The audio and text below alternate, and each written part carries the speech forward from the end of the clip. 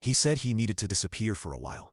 So I helped him, and now everyone's acting like I'm the damn problem. Let me be very clear about something. Up front, I'm not a drama guy. I'm the guy you call to help move a couch, not the guy who shows up crying on your porch with a six-pack and a sob story. I keep my head down.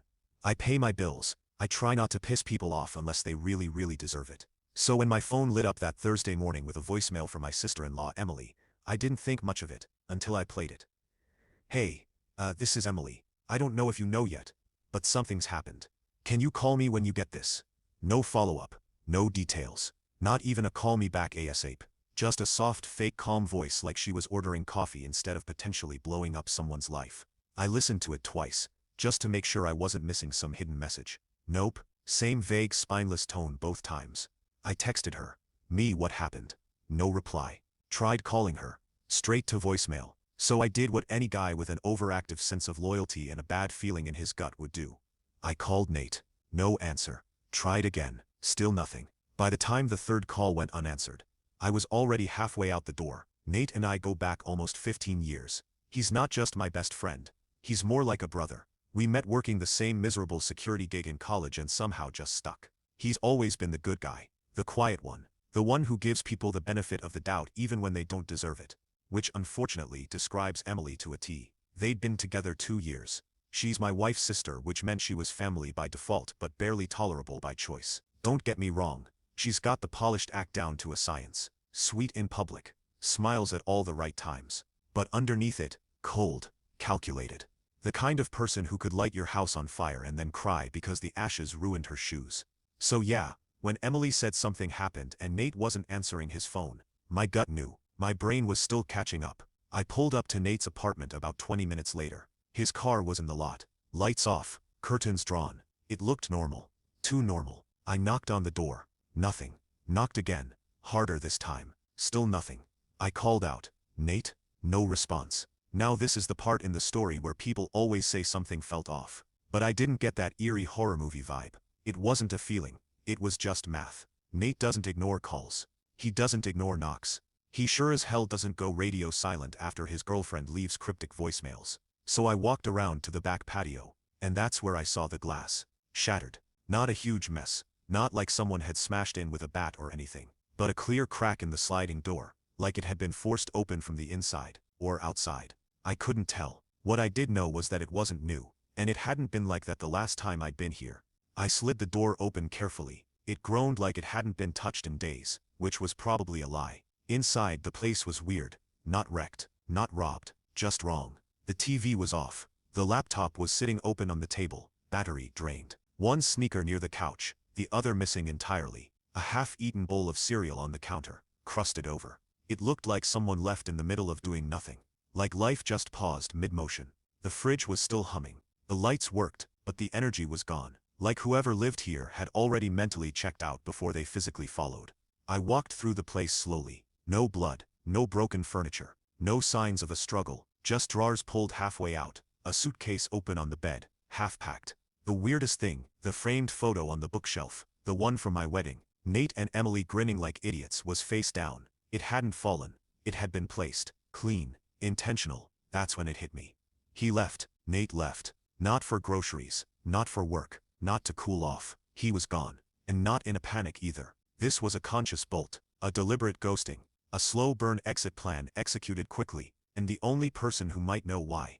Emily. The same Emily who still hadn't called me back. I sat down on Nate's couch and stared at the half-packed bag like it might offer some kind of answer. This wasn't like him.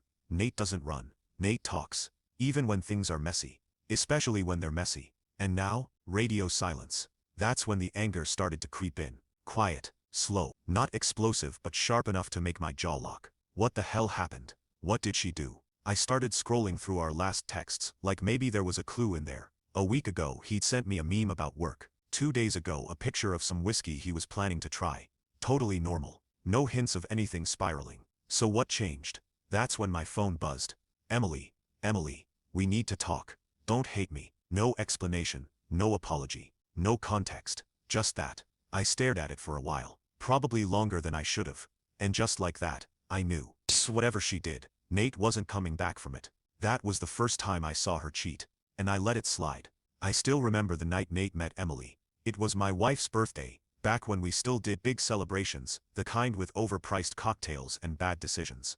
We were at this rooftop bar downtown, the kind with string lights and too much attitude. Nate had just gotten out of a rough breakup, and I thought he needed a night out. Nothing serious. Just drinks, some laughs, maybe a number or two. Then Emily showed up. She wasn't even supposed to be there. My wife had invited her last minute. She's bored, she's single, let her tag along. And Emily, she made an entrance like she owned the damn skyline. Tight dress, fake laugh, eyes that flicked around the room like she was scanning for the richest man in the building. Nate was toast, the second she smiled at him. I watched it happen in real time, her leaning in too close, him lighting up like he hadn't in months. I should have known right then, but I didn't say anything.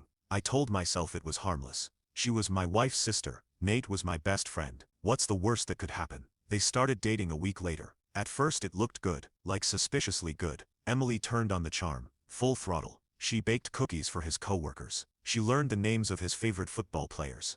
She even pretended to like hiking. I don't think Nate ever stood a chance. My wife thought it was cute. They're so good together, she said. Emily finally met someone who doesn't play games. Yeah, because he didn't know the rules. That was the thing about Nate. He's solid, loyal to a fault. The kind of guy who believes people mean what they say.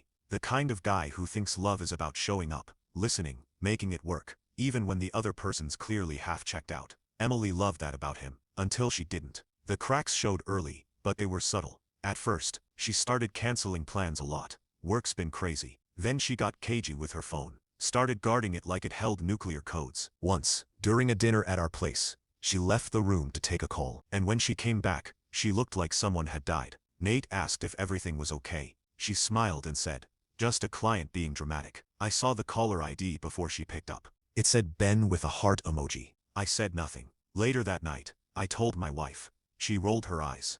"They've been friends forever," she said. That became the pattern.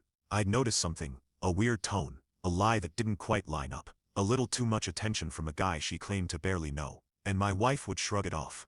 "That's just Emily," she'd say. "She's always been flirty." Right, flirty. That's the word people use when they don't want to call someone out for being emotionally manipulative. I bit my tongue more times than I can count. Because calling Emily out meant starting a war, and she's the type who doesn't lose. Not because she's right, but because she'll burn everything down before she admits she's wrong. So I stayed quiet. And Nate kept falling deeper. There was one night I still think about more than I should. It was maybe 6 months into their relationship.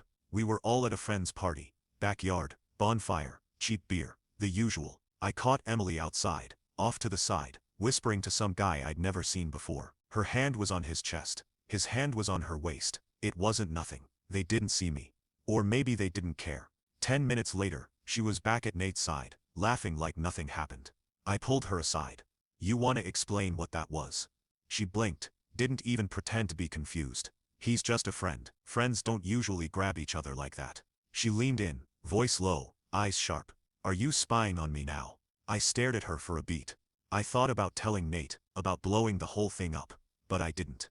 "You know what I did." I backed off, said whatever, and walked away, because I knew what would happen if I pushed it.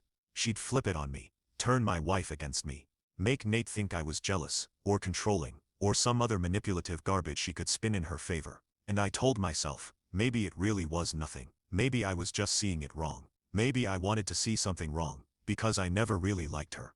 But the truth is I saw her cheat. And I let it slide. That was the first domino. And I've been watching them fall ever since. It didn't happen all at once. That's the thing people get wrong about betrayal. It's not one big explosion. It's slow. It's wrought. It's the way someone stops saying "I love you," like they mean it. The way they start smiling at other people more than they smile at the person they're with. The way they make you feel like you're asking too much, just by noticing something's off. Emily did that to Nate over and over. And Nate, he stayed. Because that's what good guys do. They stay. Even when they shouldn't. Even when the ship's clearly sinking, and everyone else has already swum for shore. I'd watch him make excuses for her, cover for her, buy her flowers when she was cold, defend her when she snapped. Once he told me, "She's just going through a rough patch. Her job's been brutal." That rough patch lasted over a year. She'd go out late with coworkers, and come back smelling like a perfume she didn't wear. He noticed, of course he did. But he wanted to believe it was nothing. Or maybe he was just afraid of what it would mean if it wasn't. And me, I watched it happen. I saw the change in him. The way he started shrinking around her. The way his jokes got quieter. The way he stopped talking about the future, like he believed in it. And I said nothing. Because it was messy. Because it was family. Because I didn't want to blow up my marriage, trying to save a relationship that maybe wasn't mine to save. But deep down, I knew.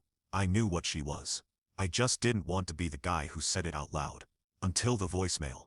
The silence. The shattered glass. Now I can't unsee any of it.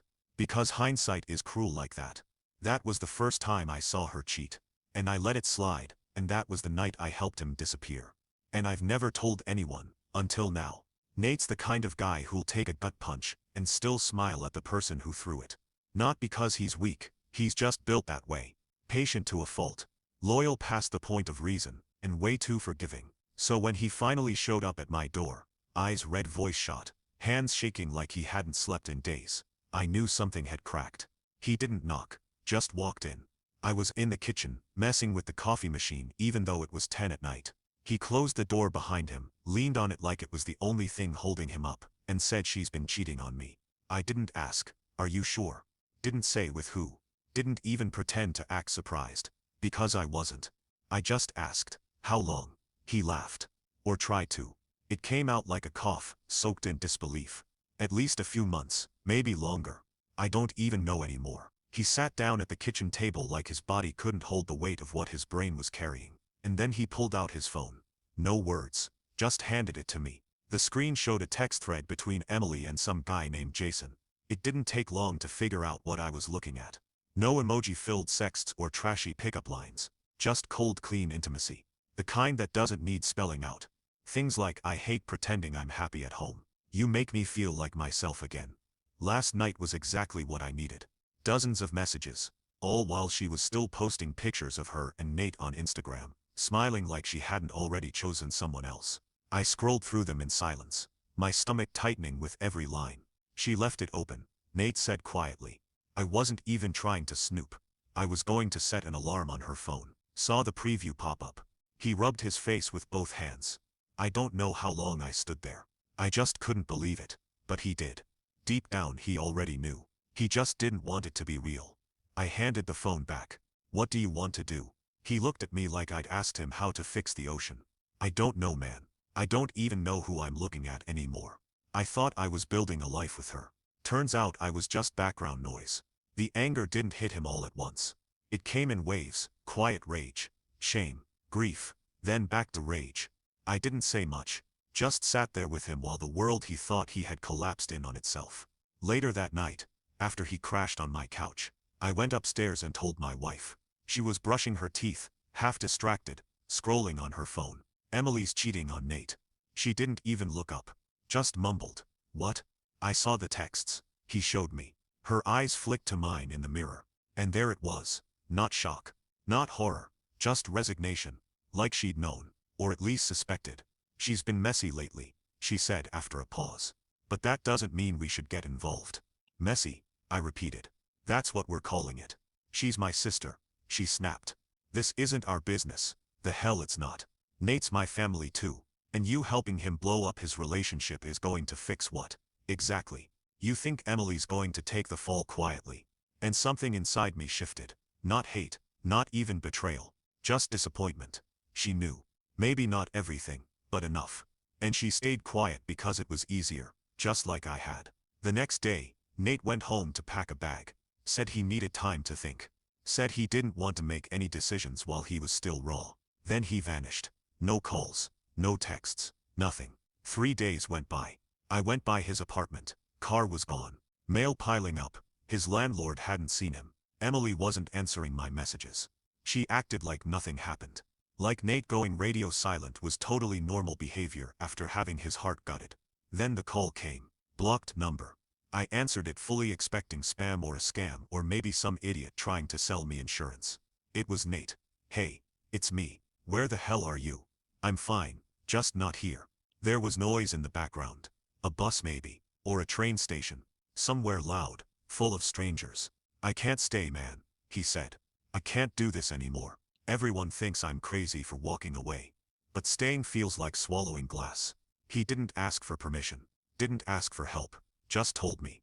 But I knew what he meant. He was leaving. For good. You need anything? I asked. Pause. Then just one thing. Don't tell her where I went. I didn't hesitate. Done. He hung up without saying goodbye. I sat there, phone still to my ear, wondering how the hell we got here. The answer was simple. We got here because people lie. Because people cheat. Because people protect the wrong things for too long and call it loyalty. Emily cheated. My wife covered for her. I stayed silent. And Nate broke. That was the night I helped him disappear. And I've never told anyone until now. Funny how telling the truth made me the villain. The first lie I told was simple. He left for work out of state. Last-minute contract. No one questioned it at first. Nate's a freelance consultant. IT logistics, whatever flavor of boring tech corporate America needs that month. It wasn't unusual for him to pack up and bounce on short notice. He's done it before. People shrugged and moved on. Except Emily. Emily didn't shrug. She waited exactly 3 days before flipping the script. First it was subtle. A few vague comments to her mother. He's been distant. Then a couple cryptic posts online. Sad song lyrics, moody quotes, that sort of thing. Then out of nowhere she started telling people, Nate ghosted her. Literally ghosted. Didn't break up, didn't explain. Just vanished. By the end of the week, her version of the story had evolved into full-blown martyrdom. According to her, Nate had been cheating for months. With someone from his gym. She even said he stole money from their shared account, which by the way, never existed. It was a masterclass in damage control. She cried in front of her mom. Got sympathy texts from her co-workers. My wife started defending her again. She's going through hell. You don't know what it's like to be abandoned. Like that. I didn't respond. Not right away. I just watched. Listened. Collected. I had the screenshots. The texts. The call logs. I had the message from Nate asking me to keep his location private. I had receipts from Emily's affair. The hotel bookings. The restaurant charges on dates. Nate was out of town. I even had a voicemail from one of her friends. Drunk, rambling, accidentally admitting everything. And still I waited. Not because I was scared. I was past scared. But because timing matters. Emily thought she had the upper hand. Thought she could spin a lie and hide behind the people who always protected her. Namely my wife and her mother. And for a while it worked. I became distant, unfair, even cold. My wife asked me why I didn't seem upset that Nate left. I told her the truth. Because he finally did what he needed to do. She didn't like that answer. Said it sounded heartless. Said Emily was falling apart. Said she felt alone in this. And maybe she was. But not for the reasons she thought. Then came the dinner. Sunday night, her family. One of those fake peace dinners, where everyone pretends nothing's on fire, while the whole room smells like smoke. Emily showed up late. Of course. Makeup flawless. Sad eyes turned on. That she missed Nate. Everyone nodded, like she was reading scripture. Then she said it. Nate's probably already moved on. Guys like that don't waste time. I bet he's off somewhere with someone new. And that's when I spoke. That's rich, coming from you. My wife touched my arm, not gently. Don't start. But I was already started. Let's not pretend this is a mystery, I said. You cheated on him. For months. He found out. Then he left. Emily blinked. What are you talking about?